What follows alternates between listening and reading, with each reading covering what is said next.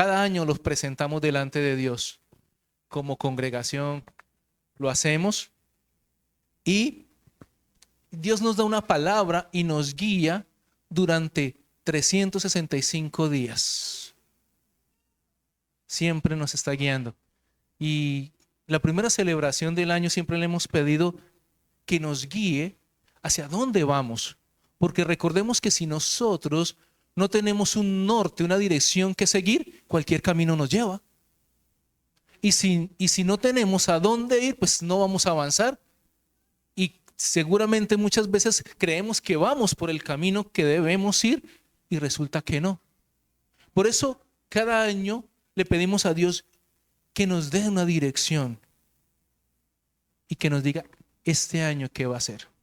Pero para hablar de este año necesito hablarles del año pasado, de lo que Dios nos habló como iglesia, como congregación el año pasado, porque es una continuidad este año. Y este año el Señor nos decía que este es el año de la cosecha. Wow, amén. Porque todos en alguna forma hemos sembrado algo, ¿no? Y recuerdan que estuvimos hablando de eso, de aquellas pequeñas semillas que sembramos y que después cosechamos, y que debemos saber qué tipo de semillas sembramos, porque la palabra se cumple, Dios no puede ser burlado. Lo que el hombre sembrare, eso segará. Así que si nosotros sembramos cordialidad, ¿qué vamos a recibir? Lo mismo, ¿cierto? Pero si sembramos rencillas, ¿qué vamos a recoger? ¿Qué vamos a cosechar? Discordias, ¿cierto? Entonces, pero este es el tiempo, este es el año de la cosecha. 2026, el año de la cosecha. Entonces, vámonos entrándonos en materia de lo que yo les quería decir. En 2025 se nos fue dicho, no hay forma de darle firmeza a la vida cristiana si primero no se remueve lo que la hace inestable. Así empezamos el 2025 para los que vienen con nosotros, para los antiguos. No sé si recuerdan, no hay forma de darle firmeza a la vida cristiana si primero no se remueve, o sea, no se quita lo que la hace inestable. Y es que una de las cosas que vemos en las personas que no muestran fruto es que a pesar de seminarios, congresos, liberaciones y infinidad de cosas, no pasa nada. Y esto se debe precisamente el Espíritu Santo no obre, sino que más bien no hay un sacrificio de parte nuestra. ¿Y cómo así? ¿Qué sacrificio? ¿Qué implica sacrificio? Muerte. Sacrificio implica muerte. Y yo quiero ir entrándome, aparte del tema que nos llevó el 2025, acompáñenme por favor a Hechos 16:31. Les quiero mostrar algo.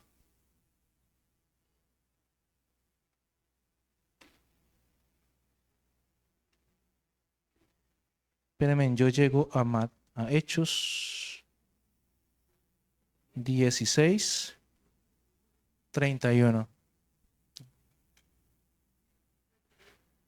¿Listo? ¿Llegamos? A ver, venga, entremos en contexto. Está Pablo y está Silas y se armó un bororó simplemente porque echaron fuera un demonio, un espíritu de adivinación, y los metieron presos. Y la orden era meterlos a lo más profundo, al cepo. Y le dijeron al carcelero, no los vas a dejar volar, no los vas a dejar irse, ¿listo? Y entonces lo metieron allá. Y Pablo y Silas, creo que aquí lo empezamos, pasa algo. Ellos estaban en el cepo, eran prisioneros y se les ocurrió la maravillosa idea de alabar a Dios.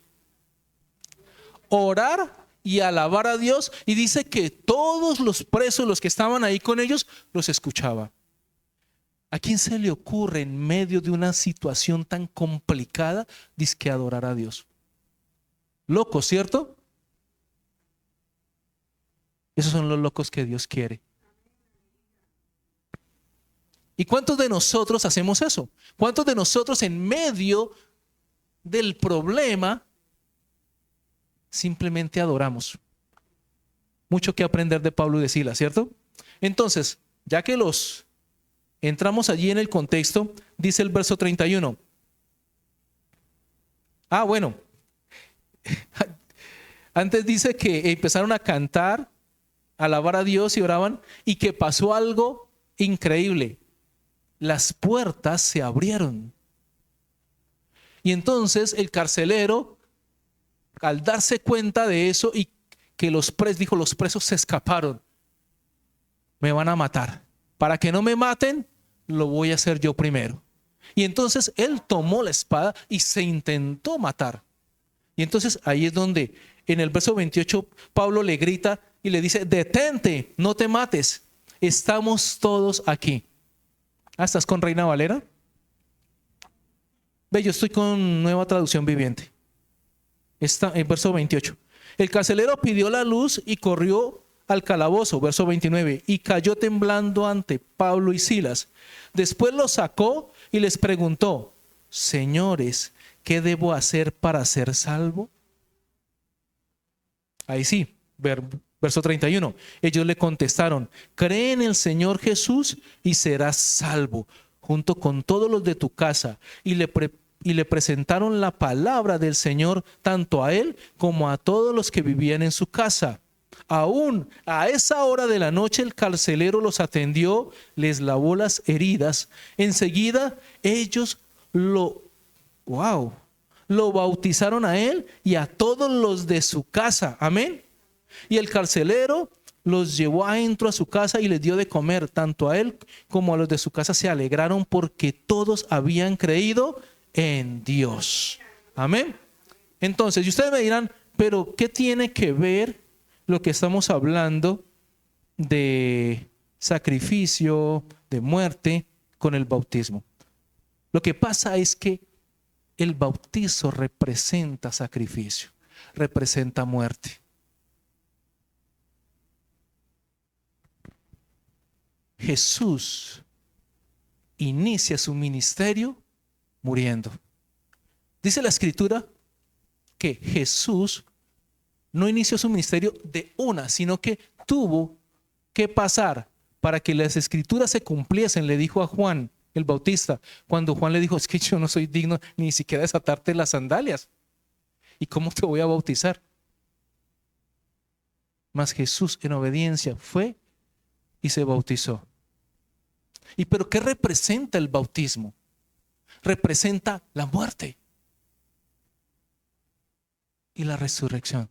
La muerte, a mi parecer, la muerte a mi vieja manera de vivir. Acompáñenme a Romanos capítulo 6.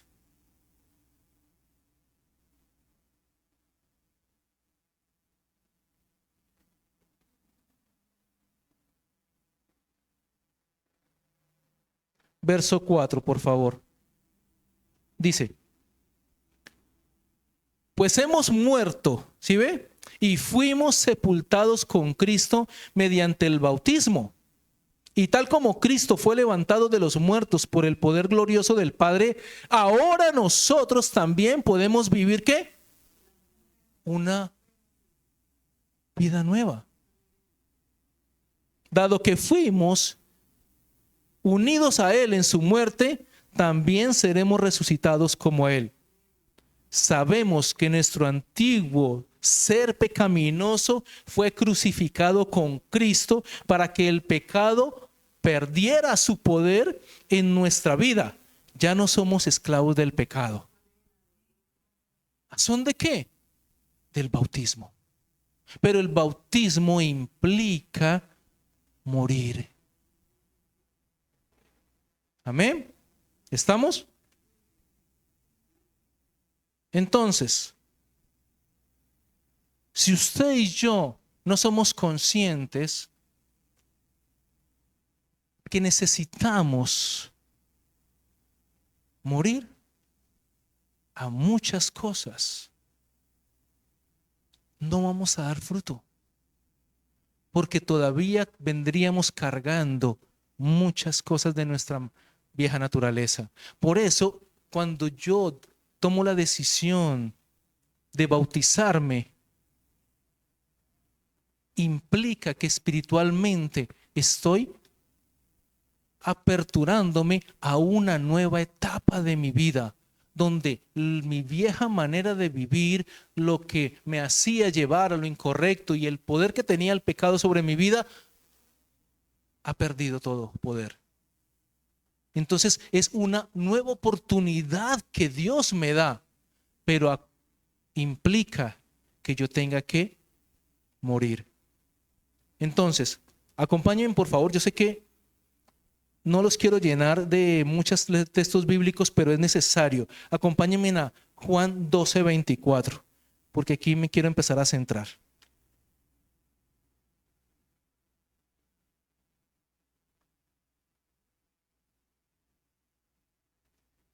¿Estamos? Juan 12:24.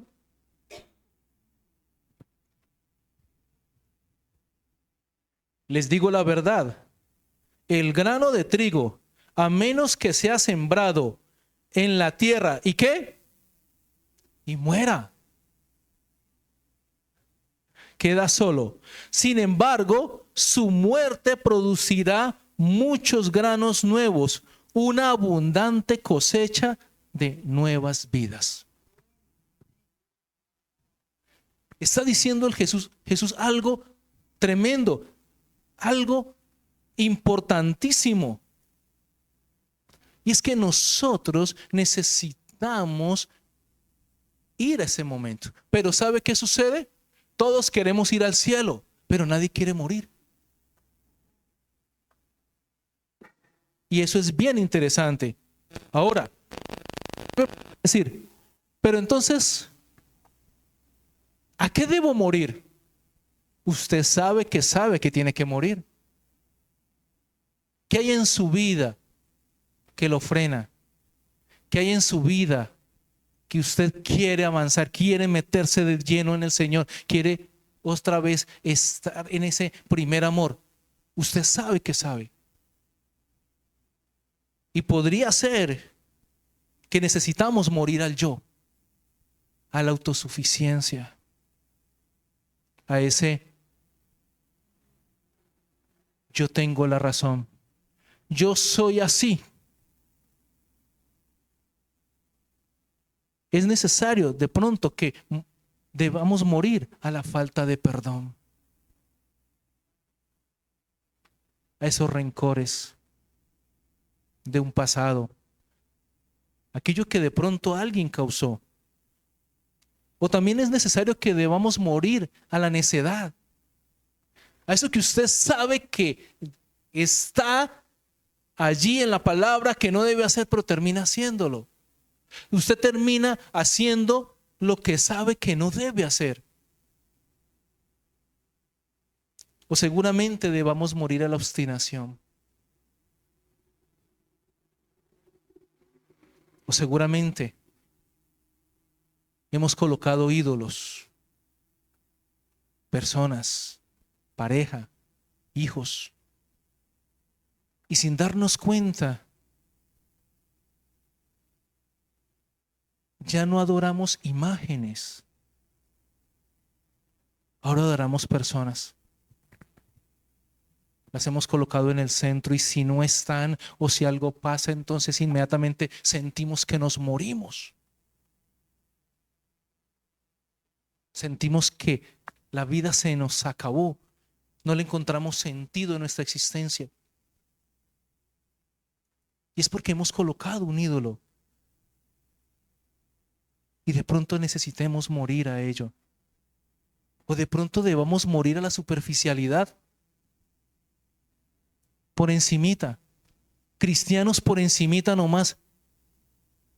pero no nos adentramos a una relación real con Dios, a una intimidad real con Dios, a conocerlo, a Él realmente, sino que todo por encimita. Leemos la palabra solamente cuando vamos a la iglesia, los 3, 4 versículos que dicen en la iglesia, esos son los que leemos. Y oramos únicamente con lo que oramos en la iglesia hasta los 8 días siguientes. Eso es superficialidad, ¿sabe? No nos centramos a conocerlo realmente a Él. A decir, Señor, aquí estoy, pero quiero conocerte realmente. Y te entras en la palabra y te entras en una intimidad, en oración. A veces nuestra oración se limita a una oración que no pasa del techo. 3, 4 palabras y ya no encuentro qué decir. Esa es superficialidad.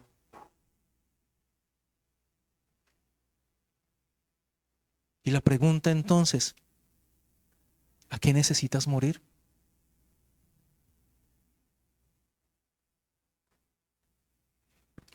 Amada iglesia, únicamente cuando tú y yo sepultamos nuestros intereses y ambiciones personales es cuando comenzamos a serle útiles a Dios. Hay un pasaje que me sorprende mucho. Está un joven muy rico y le dice, maestro, ¿qué necesito para obtener la vida eterna? Y él le dice, bueno, has guardado los mandamientos. Desde pequeño he guardado los mandamientos. Has honrado a tus padres. He honrado a mis padres. Ok. ¿No has cometido? No, no he cometido. ¿Has robado? No he robado. No he mentido. Ok, listo. Pues solo te queda una cosa. Dalo todo a los pobres y sígueme. Dice que ese joven se entristeció en su corazón y se marchó. Y dice, Señor, no se puede servir a dos señores. Se amará a uno y se aborrecerá al otro. No es que sea malo tener dinero. Lo malo es que ese dinero se convierta en un ídolo. En mi tranquilidad la da el dinero que tengo. Mi tranquilidad, mi paz me la da lo que tengo en la cuenta. Seguir al Señor con dinero es maravilloso. Pero seguirlo sin dinero también es maravilloso. Mientras nosotros no sepultemos nuestros intereses y ambiciones personales, no seremos útiles a Dios, porque siempre habrá algo que va a estorbarle. Y serán nuestras cosas, lo que nosotros atesoramos. Y donde está nuestro tesoro, ahí está nuestro corazón. Entonces lo que tú atesores aquí en la tierra será lo que vas a guardar, lo que vas a proteger, lo que vas allí a cuidarlo, que nadie lo toque. Y Dios quiere usar nuestras vidas para impactar las vidas de los que nos rodean. ¿Cuántos saben eso? ¿Y quiénes nos rodean? Nuestra familia, compañeros de trabajo, nuestra propia pareja. Aquel que está en una circunstancia difícil. Lo pudimos evidenciar en cada salida que nosotros hacemos como congregación, como ministerio. A cada salida siempre hay alguien que está necesitando de una palabra de aliento. Siempre hay alguien necesitando que alguien le diga, Cristo te ama. Vuelve a Él. Búscale. Pero bueno, imaginemos que ya identificamos lo que es necesario que tú y yo muramos. ¿Listo? Imaginemos que estamos en ese proceso también y que vamos caminando y que tú ya identificaste, listo, ya sé a qué tengo que morir, ya sé que tengo que enterrar. ¿Listo? Ok. Ahora viene lo mejor. Y es que todo lo que hemos pasado, escúcheme bien, todo lo que usted ha vivido, ¿alguien ha tenido problemas? 2025, ¿todo bien? ¿O tuvieron problemas? Todo, ¿cierto? Circunstancias, todas las hemos tenido. Entonces, quiero decirte que ese desierto que cruzaste, esa fosa de leones en las que estuviste, esas tormentas que atravesaste, o de pronto fuiste objeto de burla, o de pronto encontraste traición en alguien, o de pronto hubo falsedad y murmuración que te diste cuenta que alguien hablaba a tus espaldas, o esa crítica destructiva que escuchaste. Infinidad de cosas que suceden. De pronto has experimentado el dolor, la pérdida o el engaño. Quiero decirte, todas esas situaciones dolorosas son parte de un proceso. Son parte de algo que necesitas morir a todas esas situaciones, porque lo que va a surgir de esa semilla negativa será algo poderoso en Dios. Muchas veces no, todas las veces son necesarios esos procesos que nosotros encontramos que se nos fue la vida. Dios saca lo mejor de nosotros, porque esas situaciones forman el carácter, porque esas situaciones prueban la fe. No hay otra manera de probar la fe sino cuando estás en medio de una tormenta. Tú puedes hablar y conocer a Jehová Jireh, Jehová proveedor, pero solamente reconoces su poder cuando estás pasando un momento de angustia económica, donde tú ves y tú dices, estoy contra la espada y la pared, no sé qué hacer. ¿Y aquí qué? Y empiezas a ver cómo Dios se mueve y empieza a suceder cosas tan extrañas. Y ya no solamente las escuchas en otros. Y no, y estábamos viviendo una situación complicada y tocaron a mi puerta y era el vecino que le había sobrado pollo.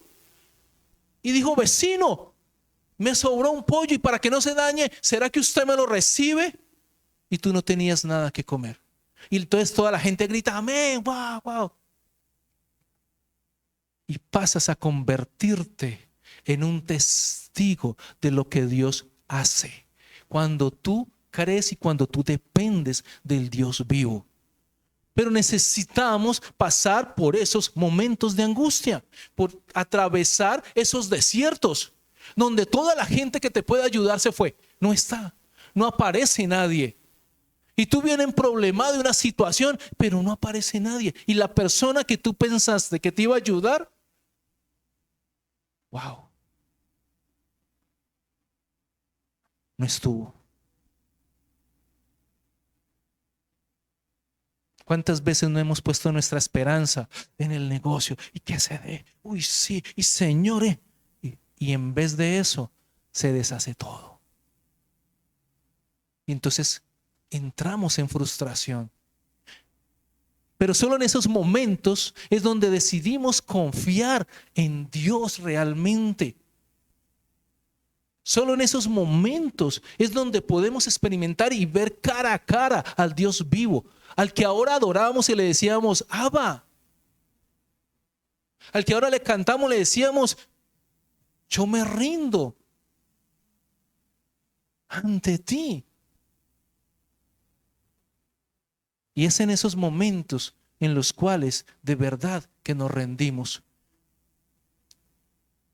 Y levantamos nuestra mirada al cielo y decimos como el salmista, ¿de dónde vendrá mi socorro? Mi socorro viene de Jehová, que hizo los cielos y la tierra. Así que, amados, esa pérdida, ese abandono, ese desamor o esa sensación de culpa que a veces nos atacan, Es necesario que afrontemos esas situaciones, porque de ello saldrá algo poderoso. Dios obra en medio de esas circunstancias y es cuando tú te das cuenta que nunca estuvimos solos, que nunca nos desamparó. Y es donde nosotros nos damos cuenta que realmente era necesario pasar por todas esas situaciones de tormento, porque necesitamos sacrificio. Y en esos momentos es cuando usted dice, yo renuncio, Señor, a hacerlo a mi manera. Yo renuncio, Señor, a hacer las cosas como yo creo que son. Y muchas veces es ahí donde tú estás en medio de la circunstancia y tú dices, no sé qué hacer. Ya no hay plan B, no hay plan A, plan B, plan C, no hay plan. Solo queda Él.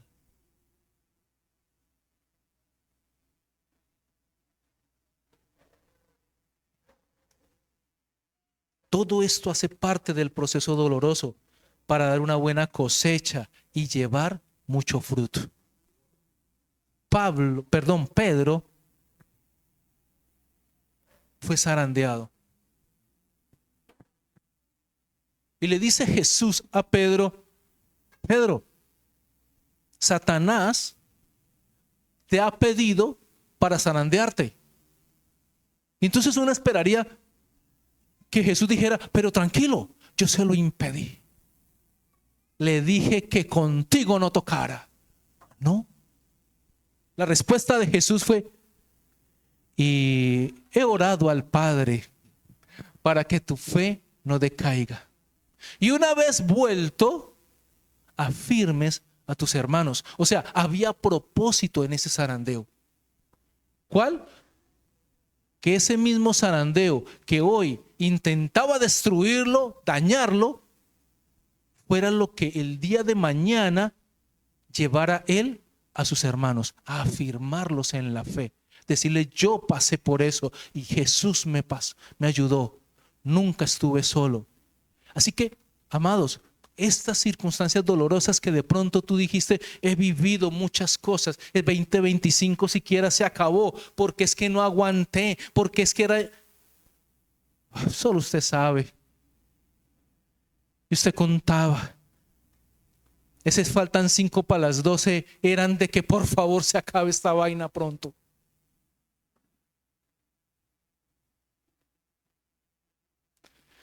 Pero quiero decirte algo, amada iglesia.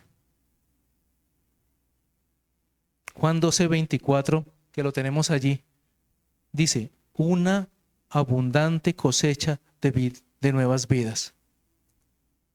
Y quiero decirte, amada iglesia, llegó el tiempo de recoger la cosecha de todas las cosas vividas, de todo aquello que viviste. Pero sabes, si hoy te tiene Dios aquí, es porque viste su mano de poder. Es porque pudiste ver que es real. No adoramos a un Dios desconocido como lo hacían. Cuando Pablo llegó, tenían una imagen y adoraban al Dios desconocido. Por si las moscas, no. ¿Había algún otro? No. Si tú estás hasta aquí, podemos decir, Ebenezer. Dios no ha dejado de ayudarnos y hasta este momento Dios ha estado con nosotros. Ebenezer.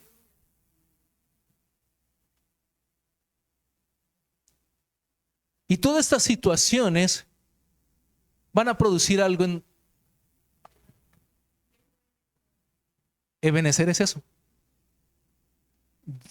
Dios no ha dejado de ayudarnos. Eso traduce Ebenezer, la palabra Ebenezer. Dios no ha dejado de ayudarnos. Y en algunas traducciones dice, hasta aquí nos ayudó Dios. Lo que está diciendo es que hasta este momento hemos visto la mano de Dios. Eso es Ebenezer. Podemos decir nosotros Ebenezer. Pero entonces todas estas situaciones producen en algo, deben producir en algo en nosotros. Y es que algunas personas pueden decir, yo noto algo en Héctor. ese no es el mismo de hace un año.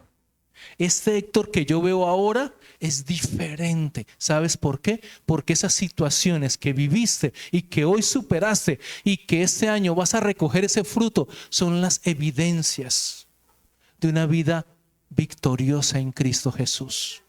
Amén. Iglesia, los procesos transforman y el tiempo de recoger el fruto de una nueva vida en Cristo ha llegado. 2026 es el recoger el resultado de todo ese dolor, de todo ese sufrimiento que padeciste a causa de circunstancias que de pronto no entendías. Y dijías, pero ¿por qué a mí? ¿Pero por qué estoy viviendo esto? ¿Pero por qué? Vas a recoger el fruto, pero no es un fruto negativo, ¿sabes? Será fe, pero una fe diferente. Ya no es una fe de la que tú escuchas hablar, ahora es una fe que vives, una fe que puedes experimentar y decir, es real, es real, Dios es real. En todo momento y circunstancia por la que pasé, ahí estuvo su mano de poder.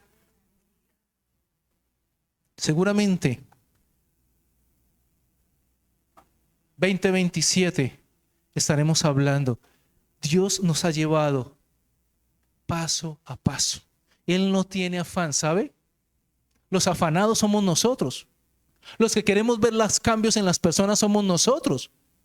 Los que queremos ver todo inmediato somos nosotros. Pero Dios no tiene afán. Dios perfecciona la buena obra que empieza. Y empieza a trabajar en cada uno de nosotros para hacernos notar qué situaciones necesitamos atravesar para que aprendamos a morir a eso. A veces somos altivos y decimos, no, yo no soy altivo, ¿no? ¿Qué tal? ¡Ja! A veces sí. Y a veces necesitamos que sucedan cosas en nosotros que nos lo permitan ver. Porque nosotros difícilmente nos damos cuenta. La palabra es muy clara. Dice que nos pasa lo del hombre que se mira al espejo y se va y después se olvida de cómo es. Y eso nos pasa. ¿Qué pasa? Tiene que pasar algo o tiene que venir alguien para decirnos, wow, algo está pasando. Por lo general, lo negativo es lo que te dicen. Oiga, pero usted sí, este diciembre se engordó. ¿Me lo han dicho tantas personas? Que es que estoy gordo. Carmen, esa risa me preocupa. Pero es lo que te dicen a ti. Y en lo que se fijan es en lo negativo, en lo malo, para hacerte la crítica negativa. Pero llegará el momento, este 2026, en que todo eso no será así. Has cambiado. Dios está haciendo cambios en ti que tú no notas, pero está obrando a su manera, en sus procesos. Y los procesos a veces duelen. Darte cuenta que te dicen genio, porque es una frotadita y te sale. Te emberracas por todo. Te enojas por todo. Darte cuenta de eso, lo que va a pasar es que te van a decir, ¿cómo has cambiado, no? Ya no eres el mismo iracundo que eras antes. Antes se te decía algo, inmediatamente te encendías. Ahora no. Ahora eres otra persona. Dios trabajando en cada uno de nosotros. Dios obrando en cada uno de nosotros. Y lo está haciendo, solo que tú y yo no lo notamos, lo notarán los demás. 2026 es tiempo de recoger. Es una cosecha preciosa de Dios. Pero ¿sabe algo? Usted tiene que morir. Si usted no se determina a morir, no se va a producir ese cambio. No va a pasar nada en su vida. Y será otro año igual. Otro año viviendo las mismas circunstancias, viviendo las mismas luchas, siendo atacado por el mismo demonio. Será lo mismo. Si usted no determina decir, hasta aquí, Señor, yo muero a esto, a aquello, a esto, a esto, a esto. Identifique qué está en su vida estorbando para que esos procesos de Dios no se repitan. ¿Sí me escuchó? Para que esos procesos de Dios no se repitan, porque Dios está obrando y Dios, si usted no pasó el año, lo ponen a repetir. Si usted perdió, repita la materia. Otro año esté repitiendo, pasando las mismas circunstancias, viviendo las mismas situaciones, porque no ha muerto a usted mismo, porque no ha muerto a sus deleites, porque no ha muerto a su vieja naturaleza. Hay decisiones que tiene que tomar, decisiones radicales, decisiones que van a impactar no solo su vida, sino la de su entorno, su familia. Por eso necesitamos que aprendamos a morir. Amén. Yo los invito para que incline su rostro un momento y usted pueda allí hablar con Dios.